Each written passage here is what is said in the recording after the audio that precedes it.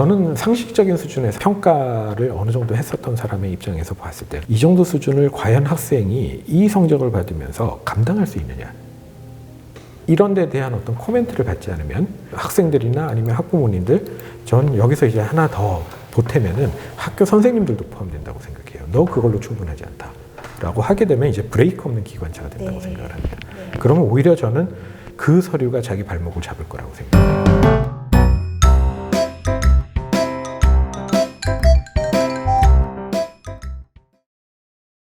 의대 지원하겠다고 하는 학생들의 세특의 내용이 거의 비슷한 내용으로 거의 다 채워져 있습니다. 너무 우수하기 때문에 다 비슷하다는. 그걸 우수하다라고 저는 생각하지는 않는데, 이제 올해가 이제 자소서 마지막 해였긴 한데 자소서를 이제 함께 진행을 하면서 사실 자소서 준비할 때 면접 준비도 같이 하게 되는데 면접에 감당할 수 있는 내용이냐 이런 것들을 이제 따져보게 되죠. 그렇게 되는 경우에 이제 그 내용의 어떤 진실성이라든지, 진실성이라고 하는 게 이제 아예 얼토당토하는 내용이 들어갔다라는 것이 아니라 실제로 부풀려서 올라갔다든지 뭐 이런 내용들을 자주 봤거든요. 예를 들어서 보고서 하나를 썼어요. 그래서 그 제목이 하나 올라가 있습니다. 그러면 그 제목에 그 보고서 하나 때문에 평가가 달라질 수 있느냐라고 하면 저는 그 생각하지 않거든요. 근데 이제 남의 서류를 보았던 입장하고 남의 서류를 전혀 보지 못했었던 입장하고는 이제 완전히 다르죠. 여러 서류를 봤던 입장과 그렇죠. 여러 서류를 봤을 때 입장은 어떤 개별 세특의 내용 하나하나 더 들어가 있고 덜 들어가 있고 어떤 내용이 들어가 있고 하는 것들이 평가에 큰 영향이 되지 않을 것이라고 하는 것들이 눈에 보이거든요. 그럼에도 불구하고 이제 여기 집착하시는 분들이 엄청 많았었던 것 같습니다. 이건 뭐 사실 비단 의대뿐만 아니라 모든 과에서 그랬었던 것 같아요. 이렇게 말씀드리면 이제 세특이 중요하지 않다라고 이야기하는 것이 아니냐라고 하면 그것은 아닌데, 기본적으로 어떤 모집단이 어떤 과를 지원한다고 하면 그런 그 과에 대한 관심 정도 보여주는 정도면 충분하다라고 생각을 하고요. 그거보다 정말 좋은 학교에 합격을 하고 싶다라고 하면은 뭔가 하나를 열심히 했었던, 그리고 그것이 학생다운 것인지 이런 것들이 포함되어 있어야 될 것이라고 생각을 해요. 그 학생다움이라고 하는 것이 꼭 의사와 관련된 직접 의사 선생님만 이제 알 수 있는 그런 내용들을 내가 세특에 담았느냐 이런 문제는 아니거든요. 세특에 부풀려진 네. 이게 굉장히 역사가 깊잖아요. 그렇죠. 그리고 매번 그 문제에 대해서 지적을 하고 그렇게 네. 하는 게 학부에 영향을 끼치지 않는다고 입학처에서는 얘기를 몇 년째 해오고 있음에도 불구하고 학생부에서는 그 현상이 없어지질 않는 거잖아요. 그런 비슷한 질문을 제가 어떤 학생과 학부모님한테 직접 들었어요.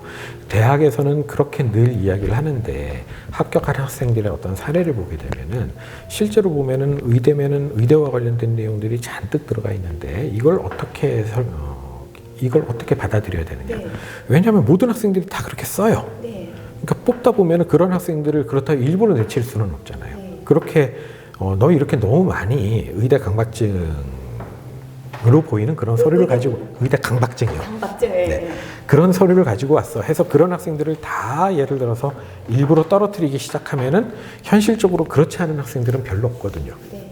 그래서 뽑을 수밖에 없는 그런 현실이 것이죠. 뽑다 보면 그런 학생들이 들어갈 수밖에 없는 것이죠. 한데 그런 것들이 큰 영향을 미치지는 않는다. 한데 이것도 나만 그러면 이제 기본적인 학업 역량을 강조하는 그런 내용들을 쓰겠다라고 하면은 제가 생각할 땐 그것도 지금에 와서는 용기가 필요하다고 그렇죠. 생각을 해요. 네. 예. 남들과 다르게 쓰는 것이거든요. 부풀려진 상태를 기본값으로 잡고 그거에 뭔가를 더 얹어서 가는 그런 학생부를 만들 수밖에 없을 것 같아요. 부모 입장에서는. 그렇다고 뭐 현실적인 말씀이라고 생각합니다. 그렇죠. 네. 근데 이제 거기서 부풀려져 있는 것에 대한 기준이 다 달라요. 어떻게 해요? 그러니까 요 정도만 해도 큰 문제가 없는데 기본적으로 딴 애들은 이만큼 더 했을 거야 라고 해서 여기에 시간 투자를 더 하는 것에 대한 조절이 필요한 거잖아요. 네. 그러니까 100만 해도 되는데 150, 200까지 하고 있는 현실이라는 거죠. 그러니까 150, 200을 하는 학생들이 쓸데없는 걸 한 거야 라는 어떤 그 결과를 근데 확신할 수는 없죠. 받아야지 그걸 스탑을 할 텐데 못 봤죠, 100을 그거는. 하든 150을 하든 200을 하든 갈 사람은 가는 것 같이 보이니까 그 다음엔 막 250을 하고 싶어질 것 같아요. 그리고 남이 어떻게 했는지를 못 보기 때문에 그렇죠. 그러니까 이걸로 충분한지에 그쵸. 대한 그러니까 감각이 없는 거예요. 이명태 소장님이 하시는 얘기는 100요까지만 해도 붙더라. 네. 의 경험치가 있는 거죠. 요거는 그러면은 서류를 많이 보신 분한테 가서 100만 좀 하겠습니다. 그렇죠. 그런 것들은 저는 필요하다고 생각을 해요. 진짜로 예, 예. 하는 것이. 근데 오히려 이제 현실적으로 저학년일 때, 그러니까 사실은 이렇게 표현하면 애매하지만 실제로 이렇게 그 학원가의 불안 마케팅이 있는 건 사실이잖아요. 그러니까 그 요소로 저는 작동되고 있는 요소들이 저는 있다고 생각합니다. 그러니까 아예 그 어떤 인플레를 싹 깎아버릴 수는 없지만 당연하죠, 당연하죠. 과하게 한지는 않나를 끊임없이 자기를 그쵸. 성찰해야 된다는 얘기죠. 그쵸. 이렇게 정리하면 되나요? 그렇죠. 근데 이제 뭐 극단적인 경우에 이런 경우도 생각을 해볼 수 있죠. 내신이 1.0이에요. 예를 들어서 아주 퍼펙트해요. 근데 세특의 내용이라든지 학교 내외에서 했던 활동의 내용들이 정말 이렇게 훌륭할 수가 없어요. 그럼 종합적으로 생각해 보면은 이 내신을 공부하는 동안에 이런 정도의 활동을 다 할 정도라고 하면은 이게 가능한가? 그럼 둘 중에 조금 극단적으로 생각하면 이제 둘 중에 하나는 거짓이다. 이런 생각이 들 수도 있어요. 내신이 거짓이거나 아니면은 이 활동이 거짓이거나. 기준을 그 정도에서 잡으라는 얘기신 거죠, 그러면? 저는 상식적인 수준에서 학생이 평가를 어느 정도 했었던 사람의 입장에서 봤을 때 이제 교육 현장에 대한 이해도 좀 있고 이런 사람들이 평가를 상식적인 수준에서 했을 때 이 정도 수준을 과연 학생이 이 성적을 받으면서 감당할 수 있느냐. 거기에 대한 평가는 물론 평가자마다 조금씩 다를 수 있고 그리고 저희들이 볼 때도 그 평가는 조금씩 다를 수가 있겠죠. 한데 이런 데 대한 어떤 코멘트를 받지 않으면 제가 생각할 때 학생들이나 아니면 학부모님들 전 여기서 이제 하나 더 보태면은 학교 선생님들도 포함된다고 생각해요. 너 그걸로 충분하지 않다 라고 하게 되면 이제 브레이크 없는 기관차가 된다고 생각을 합니다.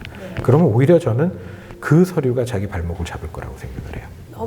그러니까 너무 인플레가 없는 학생분은 불가능하지만 적정선을 알아야 된다. 네. 예를 들어서 그래서 어떤 세특에 근사한 내용이 하나 들어갔어요. 한데 예를 들어 대부분의 이제 학종은 면접이 있잖아요. 그 면접 때 눈에 띄는 그런 내용들에 대해서 질문을 했을 때 감당할 수 있어야 되잖아요. 네.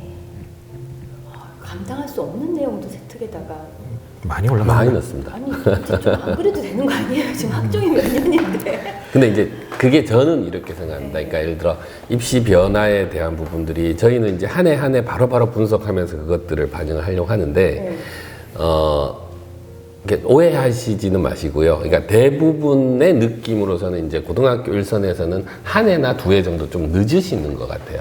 네. 그러니까 그래서 이제 생겨나는 어떤 이런 시간 차이들이 사실은 좀 있는 것 같아요. 뒷북인 거네요. 예.